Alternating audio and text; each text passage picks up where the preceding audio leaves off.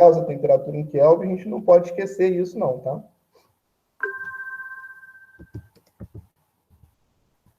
Bem, a gente pode começar agora a discutir o conceito de calor, né?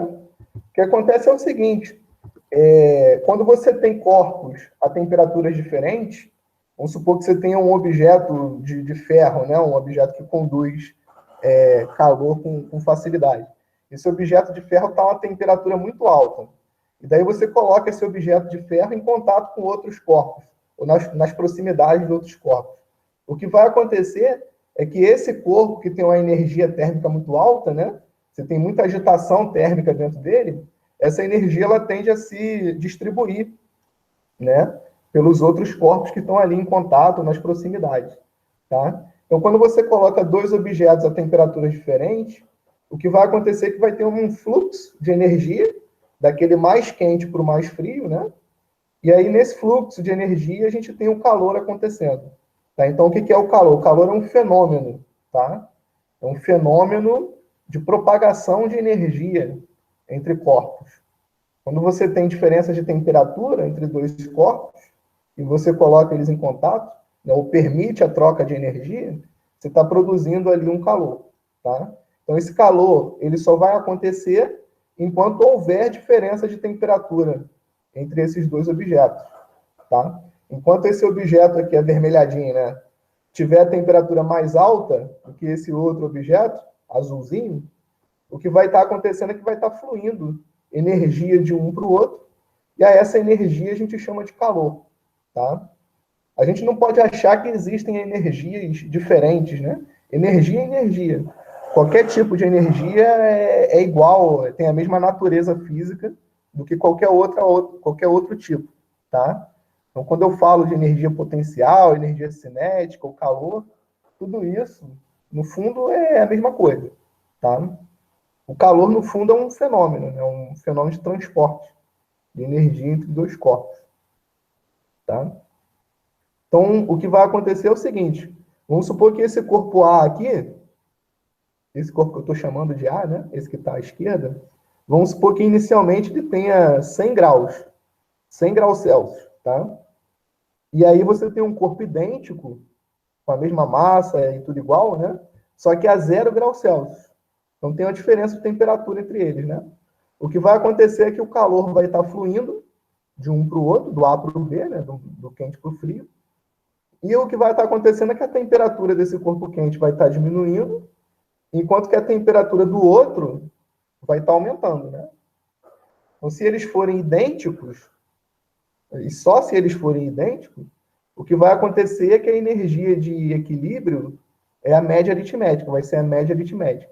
Então, se esse está a 100 graus Celsius e esse está a 0, a temperatura de equilíbrio que vai ser atingida aí é de 50 graus, tá?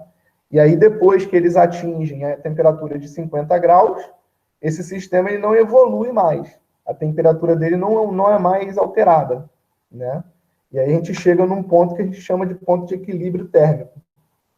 Então, o equilíbrio térmico ele acontece quando as temperaturas dos corpos trocando energia, né, atingem o mesmo valor, tá bom? Isso que é o equilíbrio térmico.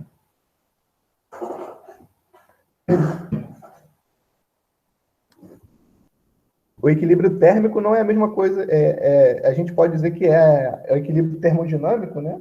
Dependendo das circunstâncias ou da situação que você tem, tá?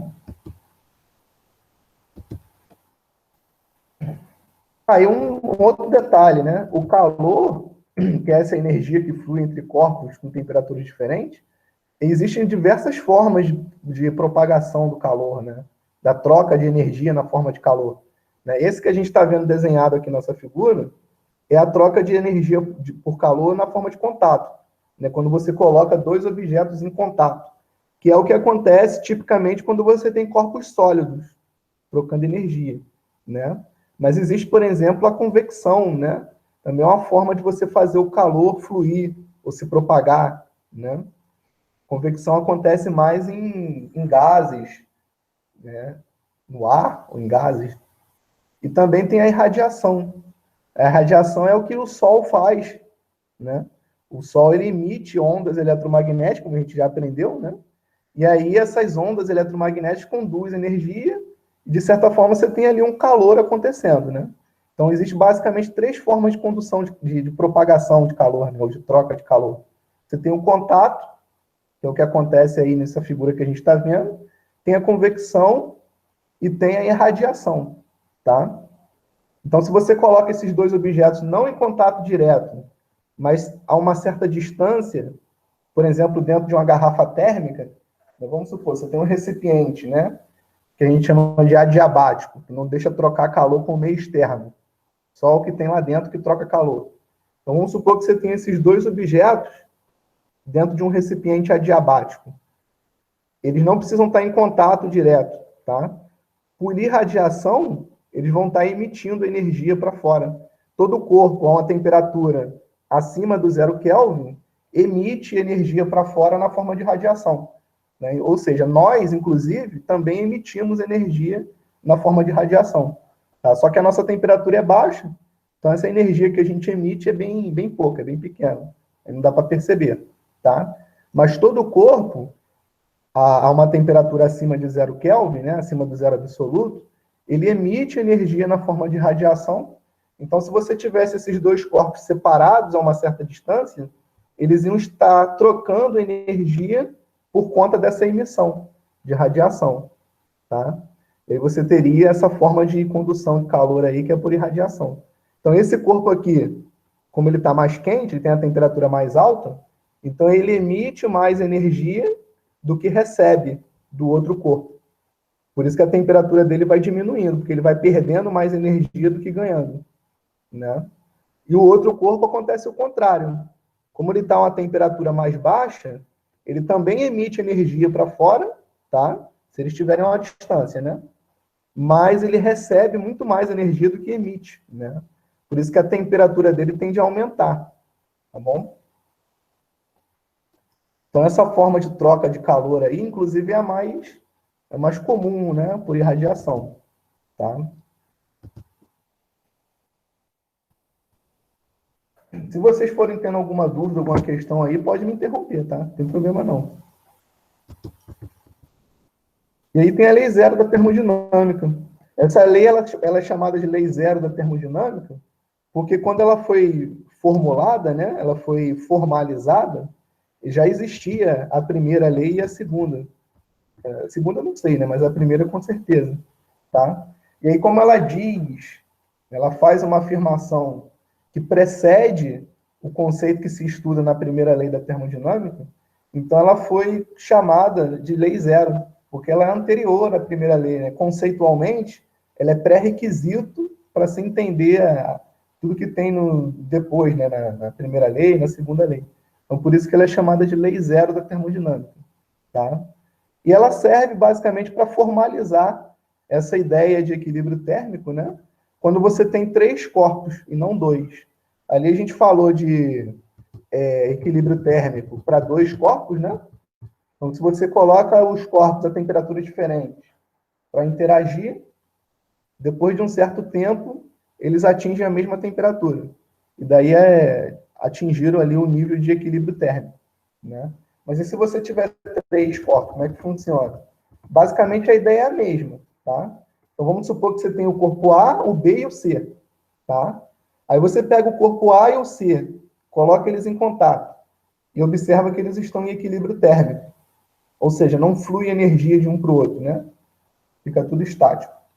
E aí você pega esse corpo C e coloca ele agora em contato com o corpo B, que estava distante aí do corpo A. E também observa que eles estão em equilíbrio térmico. Tá vendo? Então, o que você conclui? Mesmo sem ter colocado o corpo A e o corpo B em contato direto, né, um perto do outro, você pode concluir que esses dois corpos aqui estão em equilíbrio. Tá? Então, isso que é a lei zero da termodinâmica. Se o corpo A e o corpo C estão em equilíbrio térmico, e o corpo B e o corpo C também estão, então você pode concluir, mesmo sem fazer a inferência direta, que o corpo A e o corpo B também estão em equilíbrio térmico. Tá? Então, com isso, a gente formaliza aí o princípio de funcionamento de um termômetro, né? Às vezes você quer saber se dois objetos estão em equilíbrio térmico, mas esses objetos são pesados, né? Você não consegue transportar e colocar eles em contato. Tá? Então você usa um terceiro corpo, um corpo C, né? É um termômetro, e com o termômetro você pode inferir se esses dois objetos estão ou não em equilíbrio térmico. Tá certo? Então essa lei zero da termodinâmica, né, pelo fato de ser bem óbvio, né? Assim, uma coisa bem... É um enunciado que é bem óbvio, né? Acabou sendo negligenciada aí por muito tempo. Depois perceberam a necessidade de se formalizar, né, esse enunciado da Lei Zero, e aí fizeram isso. Tá certo?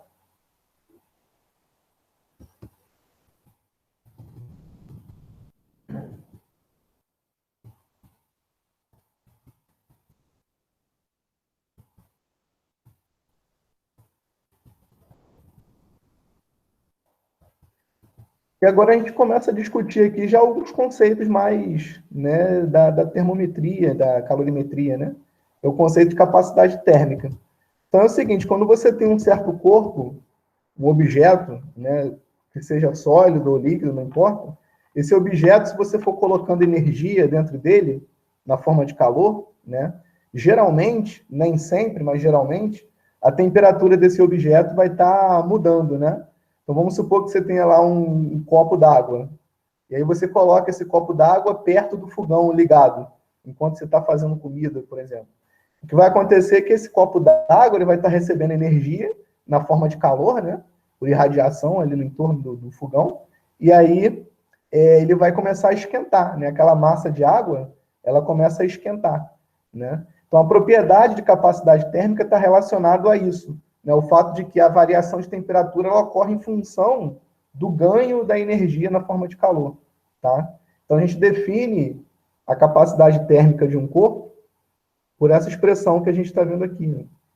Tá? Você pega a quantidade de energia na forma de calor, né? Que entra num certo objeto e divide pela variação de temperatura que esse objeto tem. Então, isso dá para você a medida daquilo que a gente chama de capacidade térmica do corpo. Tá bom? Então, qual é a unidade disso aqui? No sistema internacional, energia é medida em joule, né? E temperatura é medida em Kelvin. Tá? A unidade padrão para temperatura no sistema internacional é o Kelvin. Então, joule por Kelvin é a unidade padrão aí da capacidade térmica. Tá? Só que na termodinâmica e na termometria, calorimetria, geralmente a gente não usa as unidades do sistema internacional, tá? É por questão cultural mesmo, assim, histórico, né? É mais comum a gente usar outras unidades para as grandezas do que aquela padrão do sistema internacional, tá? Então, por exemplo, energia, a gente vai estar sempre usando essa unidade aqui, a caloria, tá? E a temperatura, para esse caso aqui, eu posso usar a temperatura em graus Celsius. Né? Por que eu posso usar a temperatura em graus Celsius para esse caso, né, dessa definição? Porque aqui eu estou falando de variação de temperatura. Tá? Então, variação de temperatura, tanto faz se eu uso em graus Celsius ou em Kelvin, né? Como a gente acabou de ver ali em cima. Ó, variação de temperatura na escala Celsius é igualzinha a variação de temperatura na escala Kelvin. Tá? Então, toda vez que eu tenho na minha fórmula, né, ou no meu problema, no meu conceito, algo que está relacionado à variação de temperatura, então eu posso usar tanto o grau Celsius como o Kelvin, que não vai dar problema, porque a variação é igual nas duas escalas. Tá? Por isso que toda vez que eu tenho variação de temperatura na fórmula, não tem problema nenhum de eu usar aqui a temperatura em Celsius. Tá? Eu só sou obrigado a usar a temperatura em Kelvin quando na minha fórmula entra lá uma temperatura fixa, não um ΔT. Tá? Entra um valor fixo de temperatura. Tá bom? Então, como eu estou falando aqui de algo que depende da variação de temperatura, então eu posso usar a escala Celsius sem problema nenhum. Essa unidade aqui, caloria por grau Celsius, é que ela é mais usada, com mais frequência. Tá? Na verdade, essa unidade que caloria, né, ela vem do tempo mais antigo, né? Porque no passado, muito tempo atrás, antes do século XVIII lá, se acreditava que quando você colocava dois corpos em contato, o que fluía de um para o outro, enquanto havia variação de temperatura nos dois, né, era uma coisa física, né, como se fosse um líquido, que eles chamavam de calórico. Né? E eles mediam esse calórico em calorias. Tá? Só que aí, com o tempo, né, lá no século XVIII, XIX, não sei exatamente, o Joule fez uma experiência onde ele mostrou que, na verdade, não existia esse tal líquido, esse tal fluido, o que passava de um corpo para o outro era a caloria, era a energia, né? E aí ele conseguiu estabelecer a relação entre a caloria e o Joule, que já era usado para energia já há muito tempo, né? Então, uma caloria, ó, vale aproximadamente 4,2 joules. Tá? Você tem uma energia de uma caloria, isso é aproximadamente 4,2 joules. Tá? Ele fez uma experiência até bem interessante, né? Ele pegou um recipiente contendo água a uma temperatura conhecida, né? Eu não sei se foi exatamente água, mas um líquido, não importa qual, né? E daí ele colocou umas pás dentro desse líquido, e aí ele botou um peso lá em cima, como se fosse um poço, né? Botou um peso e fez o peso cair. E daí ele sabia calcular a quantidade de energia, né, associada à queda daquele peso, e daí ele viu quanto que variava a temperatura daquele líquido conforme as pás giravam ali dentro, né? E daí ele conseguiu relacionar, né, a caloria com o joule a partir dessa experiência aí. Tá? Então ele mostrou que o que fluía de um corpo para o outro, né, enquanto tem variação de temperatura, né, é, na verdade, energia. Tá?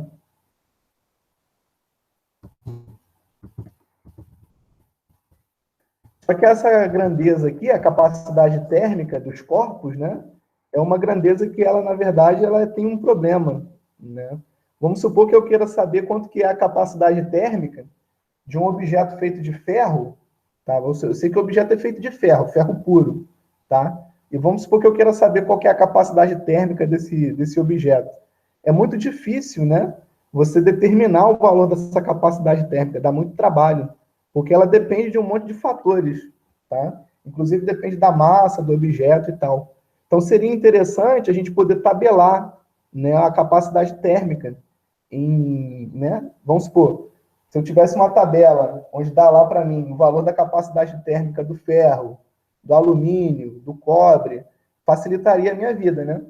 Só que a capacidade térmica é uma grandeza que não é fácil de se tabelar, né? Justamente porque depende de um monte de fatores, inclusive a massa. Tá? Então, vamos supor que você tenha dois objetos feitos de ferro. Tá? Se eles tiverem massas diferentes, essa capacidade térmica aqui vai ser diferente para cada um. Tá? Então, não tem como tabelar a capacidade térmica. Isso é um problema, né? Porque seria muito interessante a gente ter a tabela com os valores ali das capacidades térmicas de cada substância, de cada material, né? Então, por um lado é ruim, não dá para tabelar, mas a vantagem é que essa capacidade térmica aqui, ela se mostra proporcional à massa, tá? Ou seja, vamos supor que você tenha dois corpos, os dois feitos do mesmo material, né? Os dois são de ferro. Se esse corpo A, né, se um corpo A tem o dobro da massa do corpo B, então o corpo A vai ter o dobro de capacidade térmica. Tá? Então, o valor da capacidade térmica depende da massa, mas depende de forma proporcional. Se eu dobro a massa, dobra a capacidade térmica. Se triplica a massa, triplica a capacidade térmica. Tá? Então, não dá para tabelar a capacidade térmica, mas esse fator de proporcionalidade, sim. Tá? Que é o número que você multiplica ali a massa para determinar a capacidade térmica. Daí esse fator de proporcionalidade a gente chama isso de coeficiente de calor específico. Tá? Então, o que é o coeficiente de calor específico? O coeficiente de calor específico é aquele número que você multiplica pela massa de um certo corpo e daí você obtém a capacidade térmica dele. Tá vendo? Agora, a capacidade térmica aqui, ó, está escrita em função da massa e em função desse C minúsculo, tá vendo? Então, o produto dessas duas coisas da capacidade térmica do corpo. E aí, esse C minúsculo aqui, esse sim não depende de nada, só do material. Então, se só depende do material, fica fácil de tabelar. Tá? Eu posso pegar esse C minúsculo aqui do ouro, por exemplo, ou da prata, ou do cobre, e determinar a capacidade térmica do corpo só medindo a massa. Tá? A massa de um corpo é muito fácil de medir, é só colocar na balança. Tá? Então, vamos supor que eu tenha essa tabela em mãos aqui. Tá? E aí eu tenho lá uma colher ou um garfo feito de prata. Eu sei qual que é a capacidade térmica. Aliás, eu sei qual que é o valor desse C minúsculo, coeficiente de calor específico, da prata, porque está aqui na tabela. Então, se eu quero saber o valor da capacidade térmica, é só pegar esse objeto de prata e colocar na balança, medir a massa, né? Que aí eu tenho a capacidade térmica. Né? Porque o valor do C é muito fácil de achar, é só colocar aqui na tabela, né? Só conferir aqui na tabela. E a massa você obtém medindo na balança. Tá? Aí multiplica um número pelo outro, dá a capacidade térmica daquele corpo. Tá? Então, por isso que a gente inventa, né? Não inventa não, né?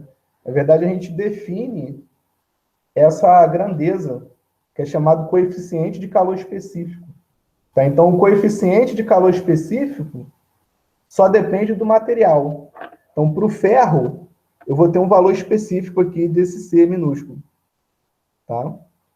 Para o alumínio, eu tenho um valor, né, específico do alumínio, por aí vai. Tá? Então, esse C minúsculo, como ele pode ser tabelado, né? Então é interessante a gente conhecer ele e saber relacionar ele com a capacidade térmica. Tá? Então, se a gente pegar essa definição que a gente está vendo aqui, né, para o coeficiente de calor específico, qual que é a unidade que isso tem que ter? Ó, a gente viu ali em cima que a capacidade térmica é energia por temperatura, né? Joule por Kelvin. Tá vendo? O C maiúsculo, a capacidade térmica, é Joule por Kelvin. Tá? Então, se eu vou pegar isso aqui e vou dividir pela massa, que é o que está escrito aqui embaixo, para obter o C minúsculo, então qual que vai ser a unidade desse C minúsculo? Vai ser Joule por Kelvin dividido por massa, né? Quilograma. Tá?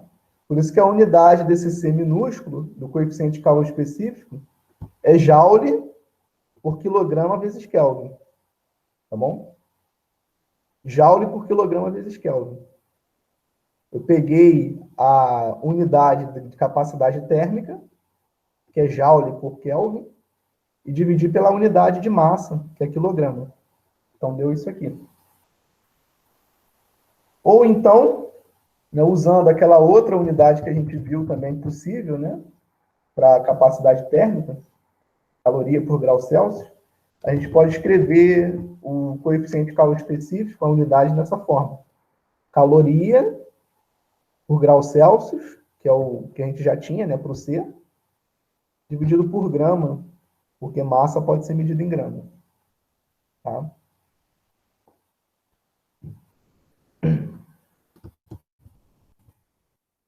Aqui tem um exemplo numérico disso aí, né?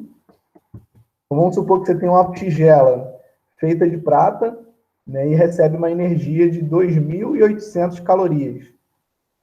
Energia na forma de calor, né? E aí a temperatura varia de 27 para 37. Né? Qual que é a massa desse objeto? Então, quais são as informações que a gente tem aqui? A gente sabe qual foi a quantidade de energia que entrou ali, tá? E a gente sabe qual foi a variação de temperatura que aconteceu. Com isso, eu posso determinar a massa que esse objeto tem. É só usar essas definições que a gente viu aqui em cima, tá? Então, ó, o Q, né, a quantidade de energia na forma de calor, é 2.800 calorias. A variação de temperatura é 10, né? 10 graus Celsius, tá? Então, com isso, eu tenho a capacidade térmica desse corpo. É só dividir esses dois números, que é o que é feito aqui embaixo, tá vendo? Ó, a capacidade térmica dele é 2.800 por 10, que dá 280 caloria por grau Celsius, tá? Então, se eu sei o valor da capacidade térmica e eu sei que esse corpo, essa tigela, é feita de prata, então eu posso determinar a massa desse objeto, né, usando essa definição que está aqui. A capacidade térmica é a massa vezes o coeficiente de calor específico, tá? Então, para eu usar essa expressão, para determinar a massa, eu tenho que saber qual que é o coeficiente de calor específico da prata. É só olhar na tabela, essa daqui de cima. Eu vou dar uma aumentada aqui para vocês verem. Aumentou um pouco.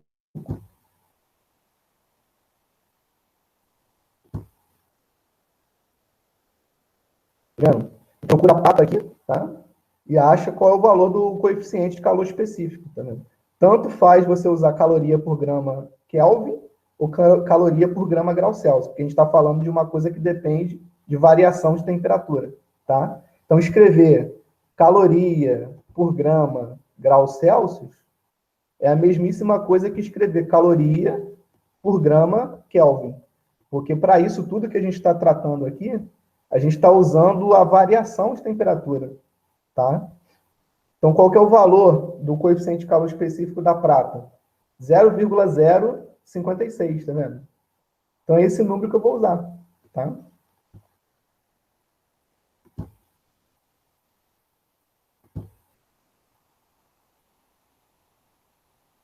Eita, ficou pequeno demais.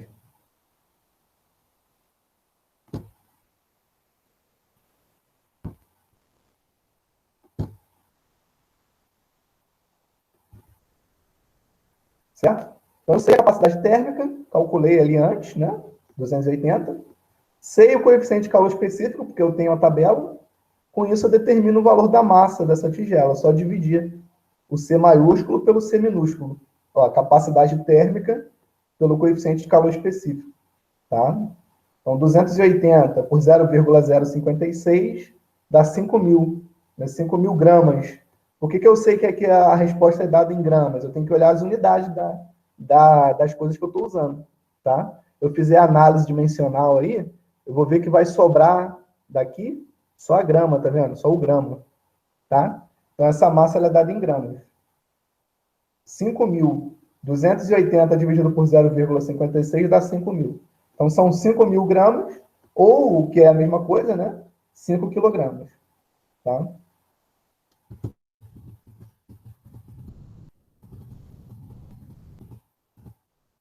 Então, a capacidade térmica de um corpo está associada ao quanto esse corpo ele é suscetível a variar de temperatura conforme você vai colocando energia na forma de calor nele.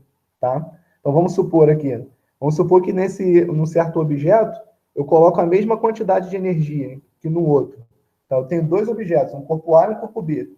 Nos dois, eu jogo a mesma quantidade de energia na forma de calor. Só que um sofre uma variação de temperatura menor do que o outro. Tá? Vamos supor que o corpo A tenha sofrido uma variação de temperatura menor. Tá? O que isso quer dizer? Quer dizer que o corpo A tem a capacidade térmica maior. Tá? Então, quanto mais capacidade térmica um corpo tem, menos a temperatura dele varia quando eu coloco uma determinada quantidade de energia ali na forma de calor. Tá? Então, a capacidade térmica é inversamente proporcional à capacidade de mudar de temperatura, né? Vamos dizer assim. Tá?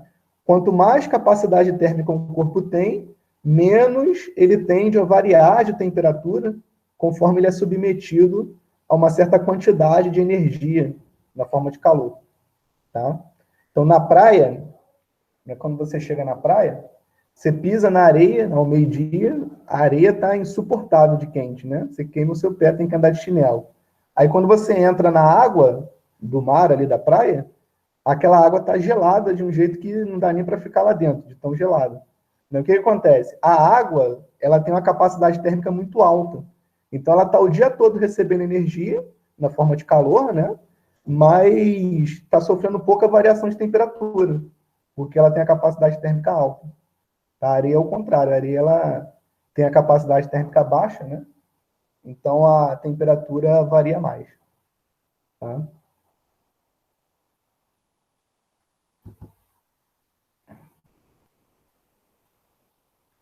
O resto do que a gente tem aqui nesses slides eu vou deixar para a próxima aula, tá? Porque senão fica muita informação aí, né? O que a gente viu aqui na aula de hoje, né? A gente falou sobre o conceito de pressão, não, de temperatura, né? Definiu aí o conceito de temperatura. Falou um pouquinho sobre as escalas termométricas. E essa coisa de você poder construir a sua própria escala, né? As escalas termométricas, elas podem ser construídas de forma arbitrária. E o que é importante, a gente não pode deixar de lembrar, é que essa temperatura na escala Celsius, a temperatura na escala Kelvin, a gente vai usar isso com muita frequência, então é importante a gente saber relacionar com a escala Celsius. Tá? A gente falou aqui sobre o conceito de calor, né, equilíbrio térmico, lei zero da termodinâmica, e essa definição de capacidade térmica. Tá? Então, o que é a capacidade térmica de um corpo? É a razão entre a quantidade de energia que entra lá, na forma de calor, e a variação de temperatura que esse corpo sofre. Tá? Essa capacidade térmica depende da massa. Tá? Por isso que a gente define também o coeficiente de calor específico, que é esse C minúsculo que está aqui. Tá? Na quinta-feira, depois de amanhã, a gente vai voltar nesse assunto, tá? Só que para discutir mais exemplos mais numéricos, tá? Que estão aqui embaixo. Certo?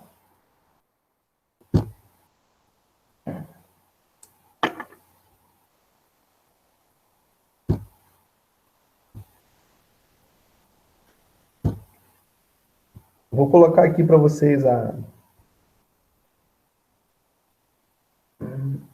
tem relação, né? Porque a gente mede a energia que a gente consome em calorias, né?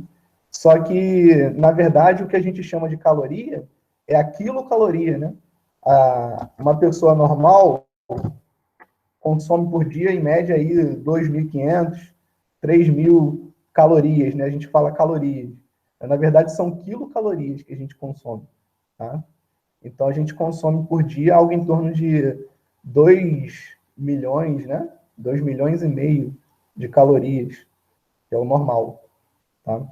Mas é a mesma coisa, a caloria do alimento que a gente consome é energia, né? Poderia ser medida em joule, né? Mas não é o comum, tá?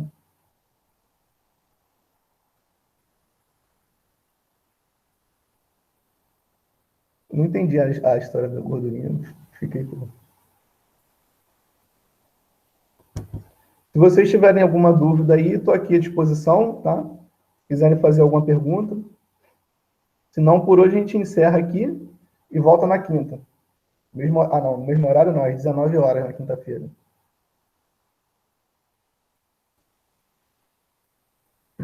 Boa noite para vocês aí.